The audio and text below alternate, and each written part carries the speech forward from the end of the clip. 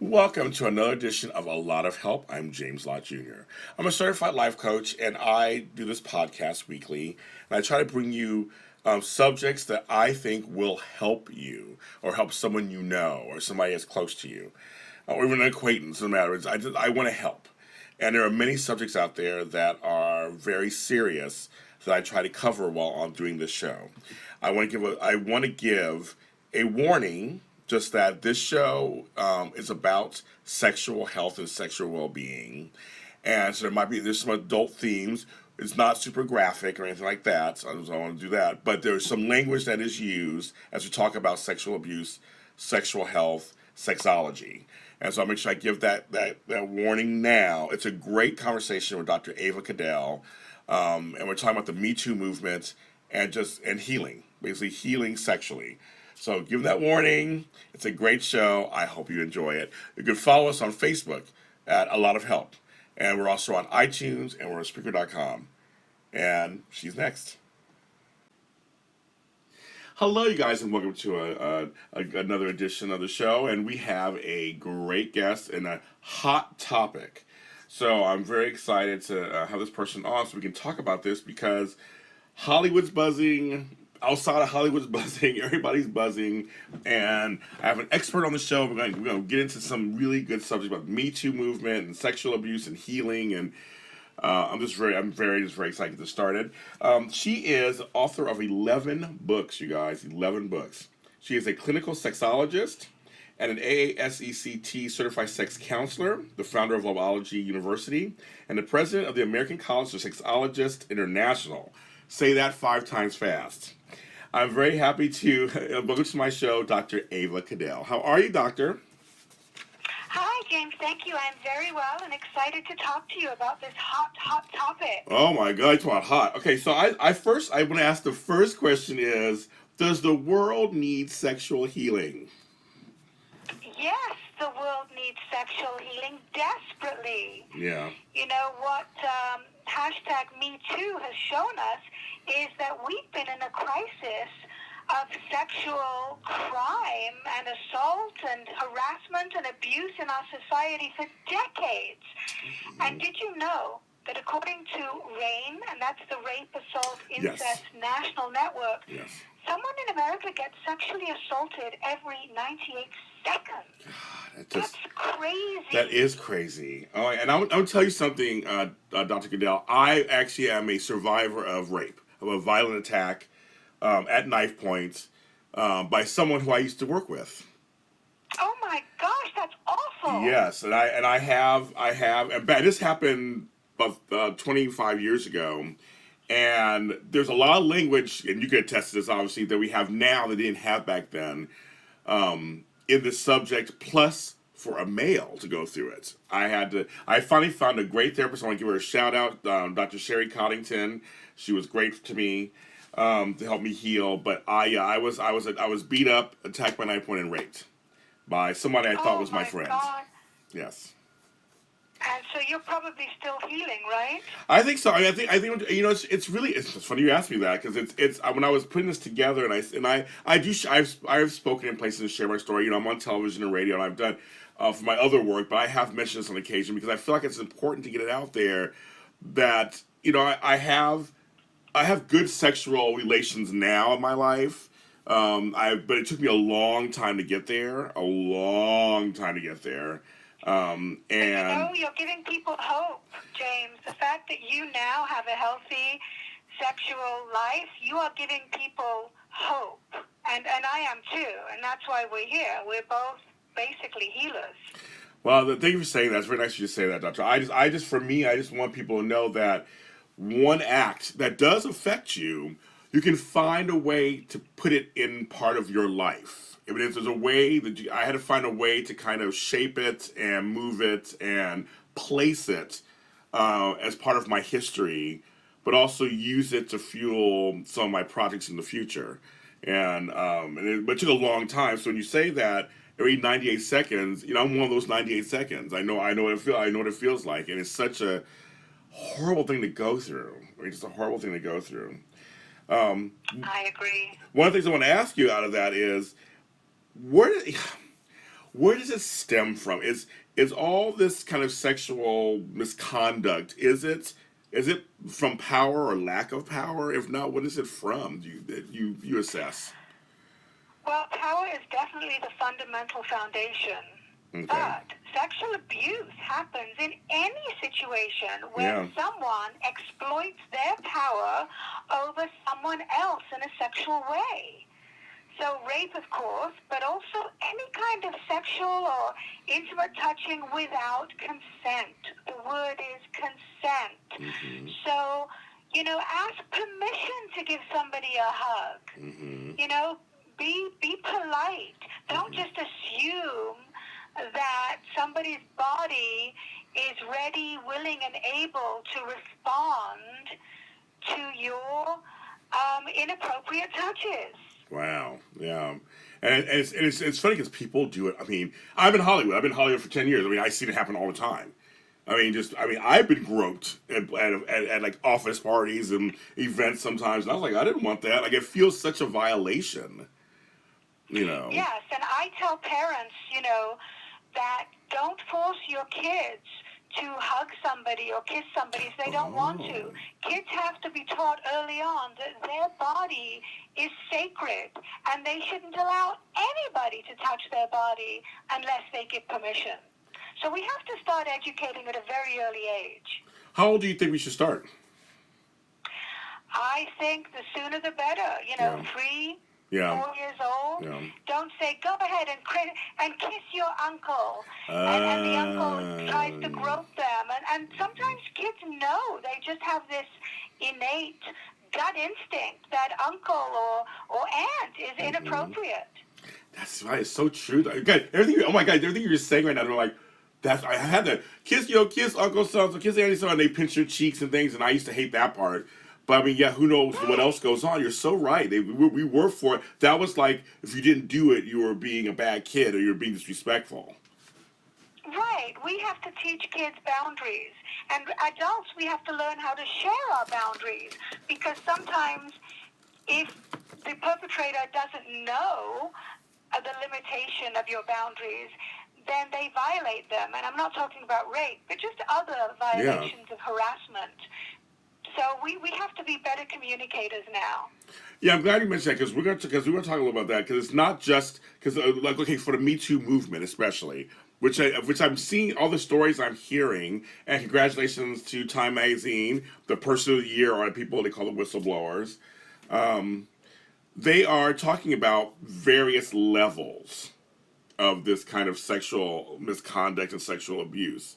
And so, what are your initial feelings of the #MeToo movement? Well, this is really our moment to turn #MeToo into something bigger. Mm-hmm. We need to frame sexual abuse as a social justice issue. And this is the key point. We have to think of this like the civil rights movement or women getting the vote. Yeah. And the tricky thing, though, is that sexual abuse is legal. So we have to move on from there and say, why isn't it being enforced? And why are women still dealing with she was asking for it defense? Obviously that's because men run most of the institutions of power, and they don't want to take responsibility. So we just have to speak up immediately that we feel violated, so that we don't hold on to the pain for years and years and then get blamed for it. Right, yeah, and then get blamed for it. That's the thing, and then get blamed for it. That part always kills me every single time. It's like, they turn it around, well, since you didn't say anything 5 seconds, I'm like, wait, that's not even the point, is it? It's like, the point is, this happened. Like, it's not even the point about when you say something or don't say something. Exactly, and some of these women are in absolute shock. Yes. And they just don't know who to say something to, who they can trust. Yes. But I do think things are going to change now. Yeah. I'm going to say, just to add on to this, for folks out there who are listening, my fan base, everybody who's listening, I'm telling you, as a person who went through it, some of your natural instinct at first is to survive. So you just went through a horrific act. A lot of times survival means shutting it up, not saying anything, trying to close it off, trying to forget it, and all these things, these natural reflexes, because our natural reflex is to survive. And so we try to find our ways to cope with it. So some people do not. I didn't say anything right away either. I was beat up and they saw me. I left parts of it out. It came out later. But I want people out there to know that when they talk about people and say, you should have said something sooner, sometimes you just can't at first. We're going to try to change that. You're suffering so much that you can't. Yeah. I agree. Who did you speak to about it? Was it a close friend, a therapist, a family member when you were ready to communicate about it? Well, what happened was I was fighting with my father on something totally different. And then, I don't know, it came out. I started crying, and then he's like, why are you crying? Because we were having an argument about something, and I started crying. And it had been weighing heavily in my mind for a couple of days before that. And I blurted out that I was raped. I said, remember that time when I was beat up, blah, blah, and I mentioned it, and he got me help. So, it kind of came out. It came out. That's wonderful that you found the trust in him, that you were able to share your suffering, and he responded by helping you to heal. That's wonderful. Thank you. He did. But it's one of those things at first, that's what people know out there, it's not an easy decision. And because you just said something earlier, doctor, that's completely true, society makes you not want to say anything either. And so hopefully now that will change. So when it does happen, you can openly say, this happened to you while you're in pain, this happened to me, you will believe me, right? Right. With my clients, I always tell them that the beginning of healing is communication. And if you can't talk about it, you're not going to be able to identify the suffering. Mm-hmm. So, yes, if you don't know what it is that's really hurting you and making you so terrified, you'll never be able to heal it. So we must talk. We must talk to each other, to therapists, to friends, to families, to anybody that has empathy and compassion, whom we trust, because that's the only way that we are going to overcome the abuse that's out there. What are some of the benefits for, I think I can think of a couple, of course, but what are some of the benefits for having good sexual health? Oh, my goodness.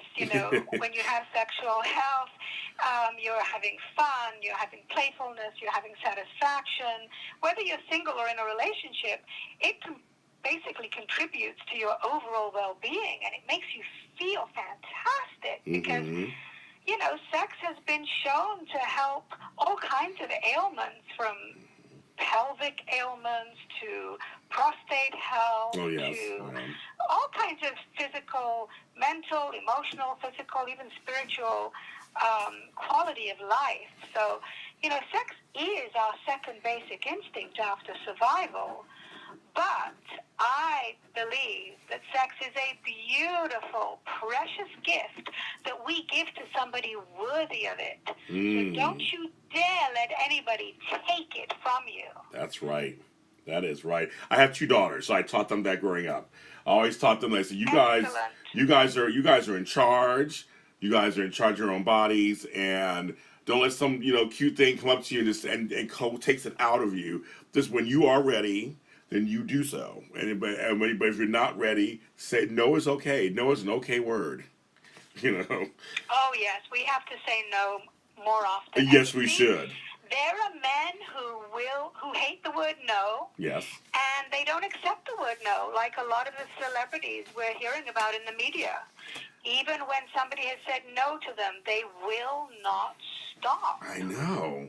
Now with the Metoo movement, so are you feeling, for maybe for a few times that an actual social media movement can affect real change in the real world? Oh, yes. I think there's a wake-up moment that is making a big difference, especially with the defeat of Roy Moore, the Alabama senator candidate who molested those young girls. God, I know. We are seeing a change thanks to social media. And, I've listened to those women interviewed after the election, and they felt so relieved, so validated that enough people were willing to stand up and say, enough. Yes. We're not sending somebody who has been labeled a pedophile to the United States Senate. So, we are helping to erase those feelings of fear, and we're putting spotlight on the men out there who are taking advantage and using their power for evil. Yeah, I think it's time. I think it's time. For so many years we've said it's the '70s, or so many years it's just, oh, things are quiet back in the day. This is how it always was. This is how it always has been. I'm so glad that like now people are saying no, this is enough is enough. There is no excuse for it and no place for it anymore. Exactly. We're on the same page, James. I just love that. So I mean, one of the things is, how do we begin to heal? Oh my goodness. Well, believe it or not, forgiveness of self and others is the first thing, and it's so hard to forgive somebody that's hurt you deliberately. But you want to forgive yourself because it wasn't your fault. Right. And once you forgive yourself, you can start loving yourself. And some of the healing techniques I use are mirror work, looking at yourself from head to toe with unconditional love, breath work, releasing fear and inhaling positive, loving energy, and creative visualization, where I recommend that you create your own desired goals. So, for example, you are the star, the writer, the director, and the producer of your own movie. And there's art therapy, there's dialogue with painful parts of your body, which is very effective. So there are so many different ways to heal, and they're all going to be in my book, which I'm writing right now. Yay! So I'm kind of excited about that. Yeah, it's called The Healing Power of Metoo, Loving Solutions for Sexual Abuse Survivors. Well, you'll come back on for when you release that. You'll have to come back on. We'll talk about your book. I'm so excited for you. That's great. It'll be very much needed. I want to also find, people are going to ask me this thing, so I need to find this out. What is a clinical sexologist? Please explain that to me. Oh. Yeah, I like the title, but like, what does that mean? So a clinical sexologist obviously studies the science of sex and all areas of sex, from anatomy, sexual development, sexual orientation, physiology, sexual relationships, and of course the mechanics of sexual behavior. But we are professional people. I'm also an ASEX certified sex counselor, and we help individuals and couples with sexual dysfunctions, disorders, low sexual desire, premature ejaculation, painful intercourse, anorgasmia, which means you cannot reach an orgasm. And we help to empower people with cognitive behavioral techniques to identify myths, negative myths and beliefs surrounding sexuality, sex education, and basically we empower clients to experience the best sex of their lives. Yeah. But I also have my own university called Loveology University, because I believe that every adult should have access to positive, accurate information on love and sex. Yes. And I reach people through my books, and I travel around the world giving seminars. So I'm really proud of being a clinical sexologist. But thank you for asking me what the definition is, because a lot of people don't know. They don't. Just assume, They assume that we watch people have sex. Yeah, exactly, right. Which is ridiculous. No, we don't do that. No, not at all. That's why I said I want people to know, because I read up on it, but I want people to know just for a fact what that means. And she's somebody who's very educated, and this is not somebody who just woke up one day and said, "Hi, I know sex." Like, no, you're very educated, and you're educated, and you study, and that's why you are who you are. I'm just so excited about that. So basically, men need to learn how not to take women, and some women too who take men need to learn. So we got to start. We got to start, like you said, really young. Teaching boys is not okay. Teaching girls is not okay. I guess creating boundaries helping them create boundaries. Yeah, creating boundaries, creating respect for each other. Yeah. Definitely asking permission. All that. It starts with education. Absolutely. Yeah. Yes. Love that. So, folks, she is at avacadell.com. It's AVACADELL. I'll have the links on my page on Facebook, of course. And there's Love University. So it's loveuNIV.com. Those correct? Yes, it's loveuniv.com. Yes. Thank you. So you can go there and you can check out her stuff, or I guess, or talk to her, or you can contact me, and if you need me to, I'll be the conduit, pass you. If you need something, pass it on to her, or you want her to speak or something. Because I just think what you're doing is so important. And people hear the word sex and they tune out, or they get nervous or get scared, or whatever it is. And I think it's good to just openly just talk about it plainly and lovingly, which is what you do. Thank you. Such a pleasure connecting with you. Same here. Well, I'm not done with you. You're going to come back on my show again when your book comes out. We're going to talk some more. I'm going to read your book, and you're going to come back on. I'm going to completely stay in touch with you and continue this dialogue, because I just think, it's so close to me also, and I think it's just so important. And thank you for sharing your pain too. Thank you. You're helping a lot of people. I hope so. That's the plan. That we're all part of the same village. We're not alone, and so I hope that the people out there who hear this, maybe what I said or what you said will make a difference in them confessing something or getting help or feeling better about themselves today. Hopefully, right? Right. Yes. Thank you, Dr. Ava Cadell. I'm so glad that you were on the show. Thank you so much. Thank you for having me. Okay. Bye. So that was Dr. Ava Cadell. You can follow her at avacadell.com for sure. Post her information on the Facebook page, which is A Lot of Help. That's 2 T's, A Lot of Help, in that podcast. And while you're there, we have other shows that I have done. If you go to Spreaker.com or iTunes, we are on there. And I am also working on another podcast series. I did a special series last year. I went to another one. But they're all on there, all the episodes, the podcast series. It's all on there on Spreaker.com and iTunes under A Lot of Help.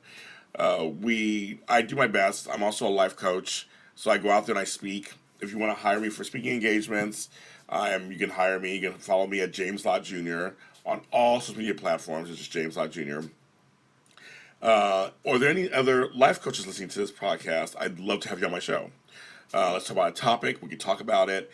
Love to have you on here. I love the profession. I love life coaching. I'm part of the National Coach Federation. So anybody there want to come on the show, you can come on too. If you're interested in life coaching, and I've actually helped people make decisions if they want to become a life coach, you can also contact me, and I will give you a little talk about it. And kind of what it entails, my experience, and where I went to school, which was the Coach Training Alliance. But I want to thank you for listening to the program today. Hopefully I hope a lot of people, the subject we talked about is so serious. And I hope the healing can begin. I'm James Lott Jr., and I'll talk to you next time.